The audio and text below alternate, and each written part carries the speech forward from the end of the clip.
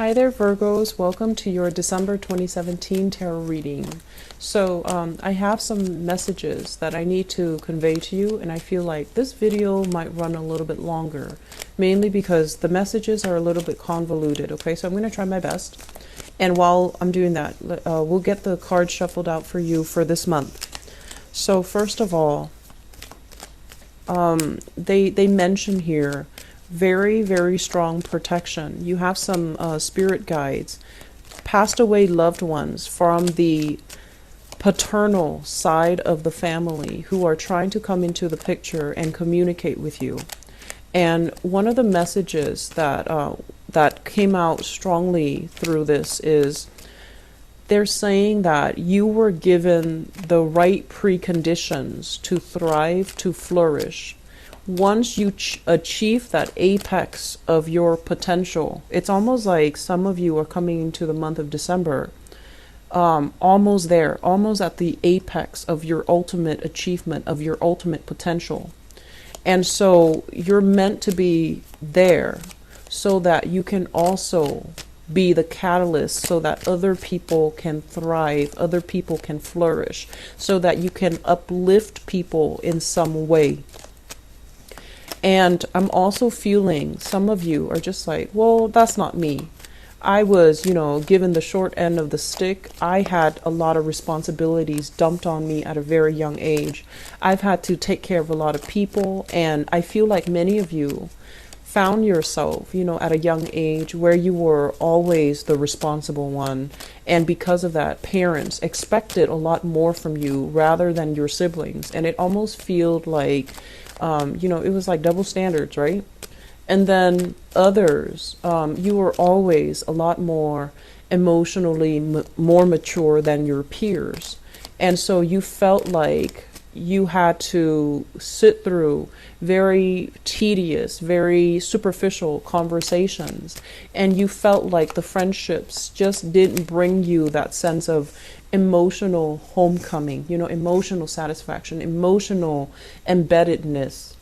And it can feel very, very lonely being a Virgoan child coming into the world where we feel like we couldn't connect with our siblings. And then going out into, school, into the public space where we feel a little bit like we couldn't connect emotionally with our friends, our peers, people that are in our same age group.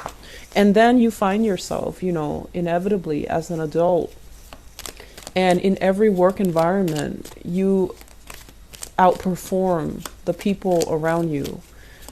And you're like leaps and bounds ahead of them in terms of your personal sense of work ethics, in terms of your personal sense of responsibility.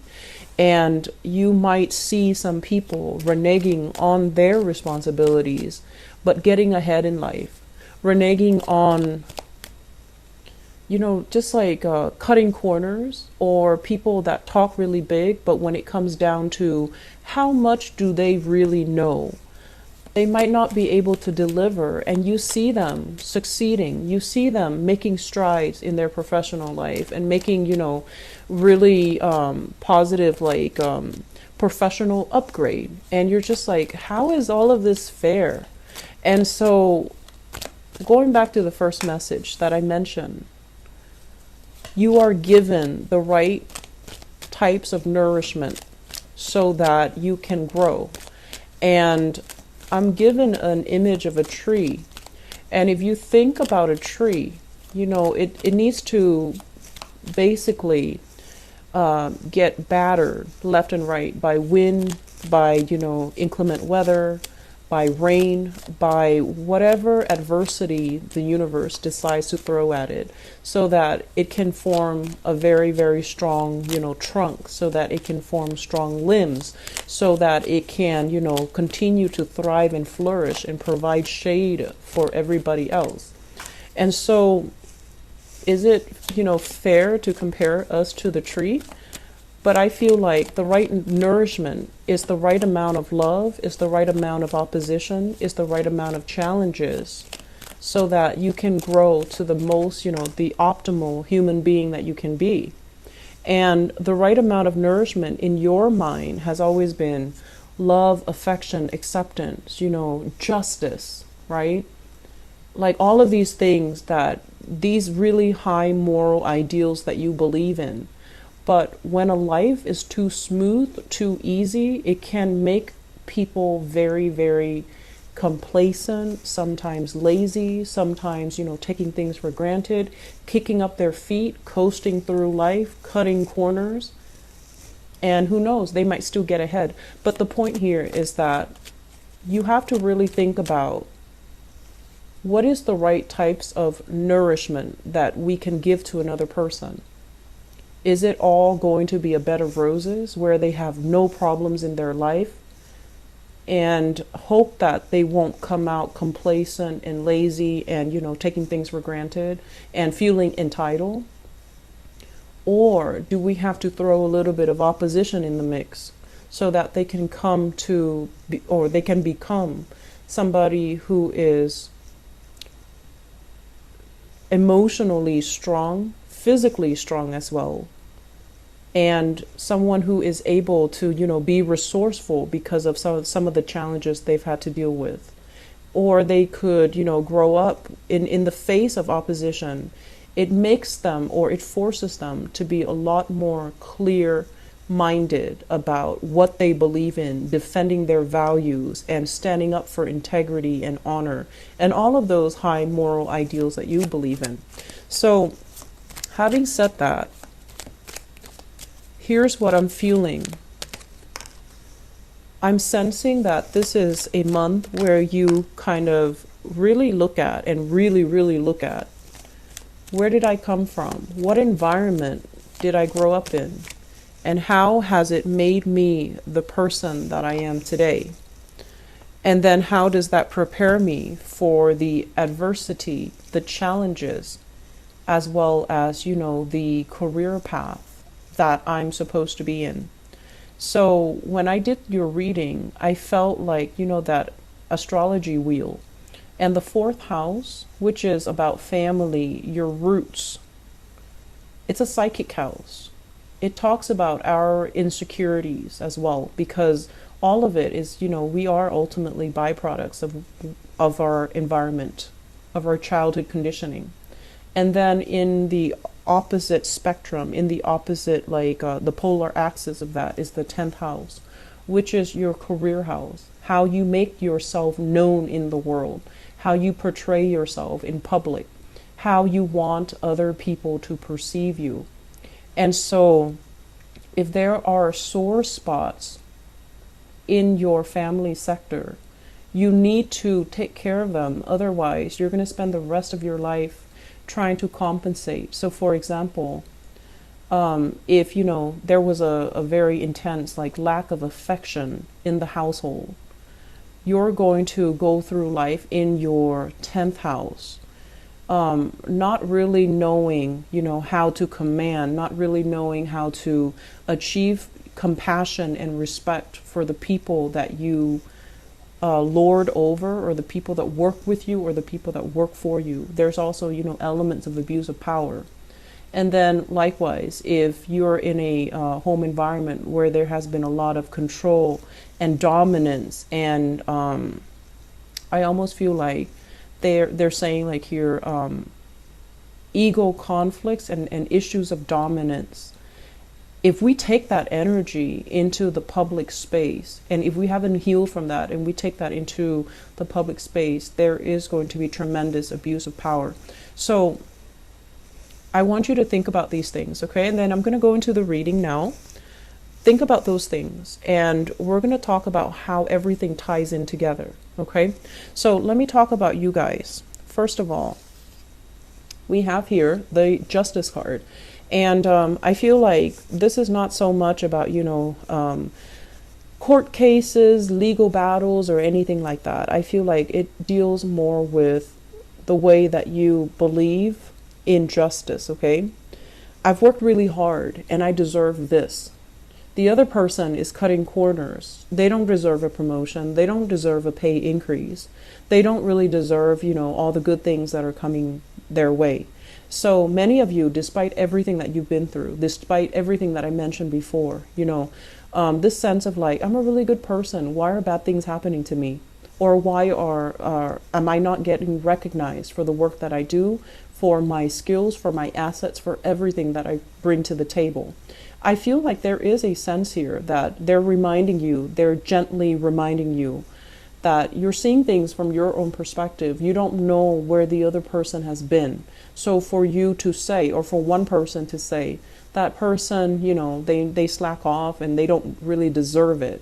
I feel like maybe they deserve a little bit of leeway. So maybe they need this pay increase, this promotion, a lot more than you do. Maybe they have other things in their lives that are kind of like spiraling out of control. So they really need this one boost of self-esteem. Otherwise, their house of cards would crash. So I feel like it's really important for you guys to hang on, first of all, to these high moral ideals. But at the same time, do not be the person that makes these judgment about who is worth it and who is not. And especially do not turn this judgment, this criticism onto yourself, where you feel like, am I really worthy? Am I really deserving? Because I feel like there is a big element here about you feeling that way, feeling like very exposed and very vulnerable, uncomfortable in your own skin, getting yourself into something that you're not emotionally or mentally prepared for, and then doubting your capabilities, doubting your skills. Am I going to float or am I going to sink? Am I going to be able to make it, or are other people going to laugh and mock and ridicule me?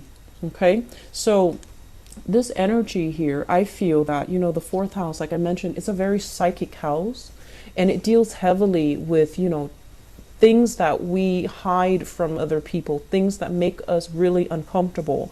And I feel for many of you, this is being in the limelight, being in the public eye.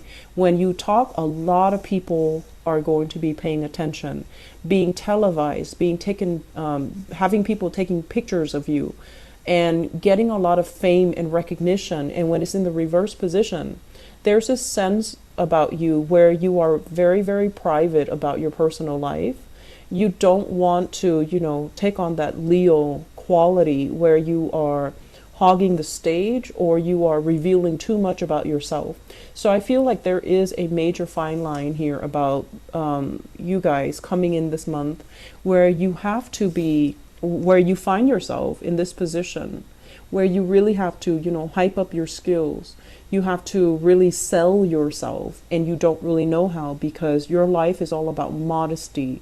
It's all about, believing that good things will come to good people. But sometimes we need to give ourselves credit when credit is due, okay?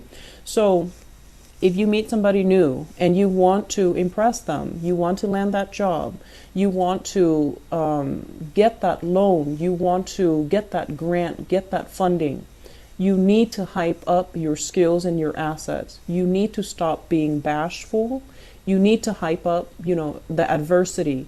Where have I been? What, situations have I had to overcome to get myself where I am right now? And how much determination I have because I've overcome so much adversity in my life. So do not shy away from everything that made you who you are. Do not shy away from disclosing your past, because in the process of disclosing your past, even if something is might have been very painful, I feel like it's a very healing process, and it will allow you some insight, some wisdom into why things had to happen the way that they happened. They happened because you needed to have that sense of adversity at that age so that it can shape you to be who you are today. So I honestly feel like, this is a month where if you don't believe in magic, if you don't believe in, everything happens for a reason, you're going to come out of this month, and especially at the end of the Mercury retrograde cycle, December 23rd, you're going to come out of it thinking, I'm still alive and life is great and, everything is magical. And so I feel like there is a fairy tale ambience that is happening through this entire Mercury retrograde cycle. You're going to come out of it with all the fog lifted, questions that were unanswered, things that were very unclear, people deceiving you, things that you might have felt like there's something up, but I can't really put my finger on it. All of that is going to clear up, and you're going to know exactly what happened and where you stand with people. So we're coming, out of this Mercury retrograde cycle with a lot more clarity, with a lot more, I want to say, insight into other people. Why did this person say it like this? Why did this other person not say anything? Who are my allies? Who's there for you? Who's telling the truth? Who has my who is supporting me, and who's really, working against me? Who do I need to leave behind, and who is really showing their true colors? So I definitely feel that, you are a really, really good judge of character. You do give people the benefit of the doubt, but I know that many of you are very good observers. You pick up nuances in social interactions. You pick up nonverbal cues from people when you interact with them. And you always have really strong intuition about people because you have an eye for detail. But a lot of the times, the self-doubt, I could be wrong. I saw this, but I could be wrong. Or I felt this, but I could be wrong. Listen to your intuition, because I feel like it's never failed you in the past. It's helped you survive some very perilous situations in the past. It helped you navigate things. It helped you find things when you needed resources, but resources were not available. Okay? So moving forward, I'm going to talk about a few more things. I apologize for the noise in the background. First of all, this is a card about self-employment here. So for those of you who are thinking about changing a career path, or, at least segueing into a career path where you can expand your business, be a business owner, start a home-based business, or even start collecting clients. So in order to start your own business, recruiting people, getting, even funding for some type of a home-based business, or to start up something. Startup comes to mind. So I feel like it could be technology. And I feel like for those of you who are not heavily, technological, you might need to employ other people to work under you. And these people have the technological know-how, and so they're working under you. And it can feel very, very scary when you're not an expert in your field and you're trying to venture into that field, and you have to delegate responsibilities to other people. And they're experts in their field, but you're overseeing the work, and you might not, know 100% everything that's happening. So that process of having trust and faith that the other person is going to do their, uphold their end of the bargain and do the job properly, I feel like it's still very, very scary. So I feel some of you who are business owners, you're contracting out your work. You're hiring new people, you're overseeing the new people doing the work for you, and it can be very, very uncomfortable. And you're kind of battling yourself to not micromanage, because you know that, micromanagers are not very well liked. And then you also know as well that if you breathe down their shoulders, they're going to be resentful, they're going to be up in arms. But you also know that you have to give them, incentives for them to work fast. You also know that you can't give them way too much leeway, because then they're going to feel like they're self-employed and they're going to work at their own pace. So trying to find this middle ground where we don't micromanage other people, but we don't at the same time become an absentee boss and just let the workers run the ship. I feel like it's a very, very fine line, and some of you need to find a way to rectify the situation. And I would say that, the best policy overall is to be very strict in the hiring process.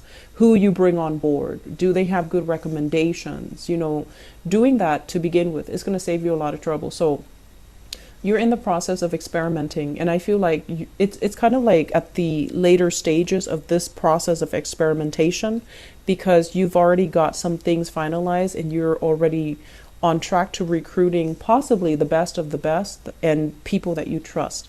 So I feel like there will be a lot of opportunities for collaboration. I feel that there will be opportunities, for leisure time, mainly because other people are doing the work. And you're not going to be terribly busy, so you definitely have enough time to start a new venture, to start a new business, to do something on the side to create money for you. Look into the stock market, look into, investment opportunities, and, studying something that you've wanted to undertake but didn't have the time in the past, okay? So moving into this month, there is going to be a major, major change and a major overhaul in your financial situation. We have here the Four of Pentacles and an Eight of Pentacles right on top of each other. So this is kind of like releasing something that is very security oriented, something that we were very, very fearful to let go because we feel like, what's the alternative? Once I let this go, what else is going to be in store for me? Am I going to be the same? And in the process of letting it go, I feel like there's a doubling in income.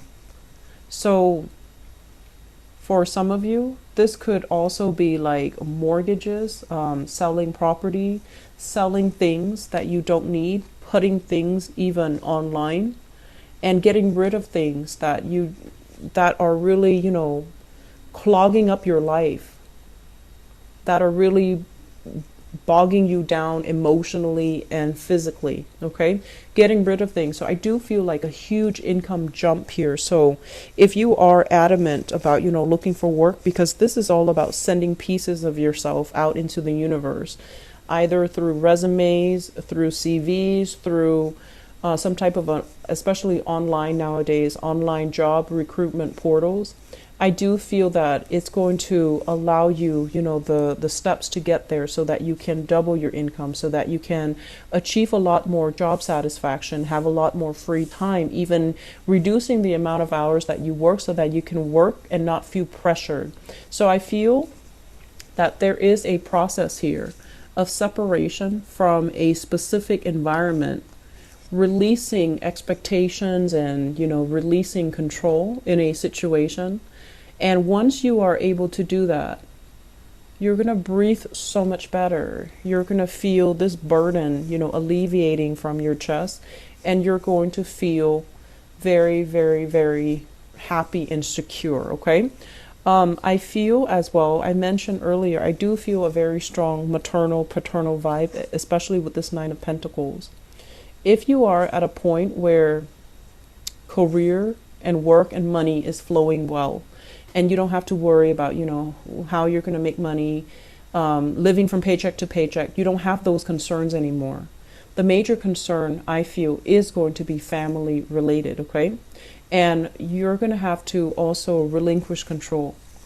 Don't be the one person that comes to everybody else's rescue. When they mess up, let the other person deal with the consequences, okay? This is how we teach accountability, and this is how we teach someone to understand actions and consequences. So this is a card kind of like, control. A lot of the times we intervene, we step in for somebody. It's also because we want to be involved in that situation. We want to control the outcome in that situation. And we also have this, this latent inability to trust that the other person can do it the right way. So it boils down to control. And once you relinquish that, once you let somebody, step up to the plate, take care of things when they go awry so that they can work on their problem solving skills, so then they can work on critical thinking skills, so that they can learn to be self-sufficient and to be as well resourceful. It's going to alleviate a lot of burdens for you. So if you've been kind of like that mother hen, if you've been constantly monitoring and taking care of everything, this is the month for you to delegate. This is the month for you to sit down and really think about where you're giving your energy away, because in the process of delegating, in the process of trusting that I'm over here and the other person is in the office working, are they really working? I feel like they're working. You can trust that they're working. And so relinquishing control and allowing the other person to step up and take care of things, I feel like it's it's a major, it's difficult. And I feel like for some of you, it can bring about a lot of anxiety because you want things done a certain way. And I'm also feeling as well, it's almost like this Aquarian energy, this need to control and this need to have things a very, very, very specific way for no other reason than just because you want it a specific way. And so we have to let go of those irrational methods of behaving. Okay, so we have to let go of these things, and we have to aim for this sense of balance, this sense of harmony as well. That if we trust the other person, if we give them room and space to breathe and to thrive, that they're also going to breathe and thrive. And that pretty much, sums up the first 6 cards here. The second part of this equation here is, it seems to me like in love relationship, there are options on the table. Okay, so we have here the Lovers in the reverse. And the Lovers in the reverse is usually a situation where there are too many people interfering in a love relationship. So you have here a fire sign, Sagittarius, Aries, or Leo. And I feel for some of you, this is somebody not approving of your relationship. And they're disapproving of your relationship for no other reason than because they don't like the relationship. So it can be irrational. And then we have another person. This is a water sign, a Pisces, a Cancer, or a Scorpio. And I feel like for some of you, this is somebody in your life that is trying to move on. They're trying to exit the picture. And I'm also feeling as well, if you are debating between these two characters, if it's a situation where both of them are involved, I feel like the fire sign might be a more truthful, honest, stable relationship partner. I'm going to go into your love reading in a little bit, but I feel like this reading is very, very loaded, okay? It's loaded with messages, and I feel like it's very, it's forcing you to really think about, some of the things that you have grown up believing about yourself. Are you lovable? Are you worthy of all these good things that are coming to you? And I also feel as well, it's forcing you to re-examine some things in terms of, you've had to deal with a lot of difficulties at a young age compared to your siblings, compared to your peers, like I mentioned. And these are character building life events that shape you into the person that you are right now. And so if there are grudges, with siblings, with family members, if you're holding grudges, you need to let them go. You need to release them, because these people form kind of like a soul contract. They're here to help you get where you are today. They've had to make sacrifices, great sacrifices. And I also feel that they've had to make sacrifices in terms of not being in your good graces. Like they've had to do things that even now you might not like them, you might not speak to them, but they have a soul contract with you to get you where you need to be. And so in the process of fulfilling their soul contract, they might have falling outs with you, and you both might not be talking. You're at a point where you're really, really happy, you're on top of the world, you're elated, and financially you're very secure. And they're at a point where their health is diminishing. If you have these relationships, you need to reconcile, okay? Because they're there to teach you some things. And I feel like in our human forms, we don't always make the best decisions, and we don't always heed our higher intuition. But I feel like there's something more at stake here. And I feel a lot of it has to do with, we needed to experience these things, these relationships, these ways of loving, these ways of behaving at a young age, because they're shaping you into a much stronger person. If you didn't experience the adversity, you might be at this point taking everything for granted, coasting through life, and at the end of your life, having an easy life, but then not having that strength of character that comes with, you know, living a life of adversity. I hope that makes sense for you, Virgos. I feel like you need to hear this message, and so I hope it is helpful. You have a lot of good things coming into the picture, but I feel that we have to rectify some things from our past. We have to set the record straight. We have to heal from some things, okay, so that we can move forward. All right. Best of luck, Virgos. I will talk to you soon. If you're feeling frustrated, wait until the end of the Mercury retrograde cycle. Everything's going to seem a lot better.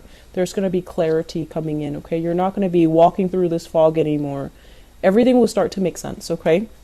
And especially other people's intentions, okay? So I'll talk to you guys soon. Take care. Bye-bye.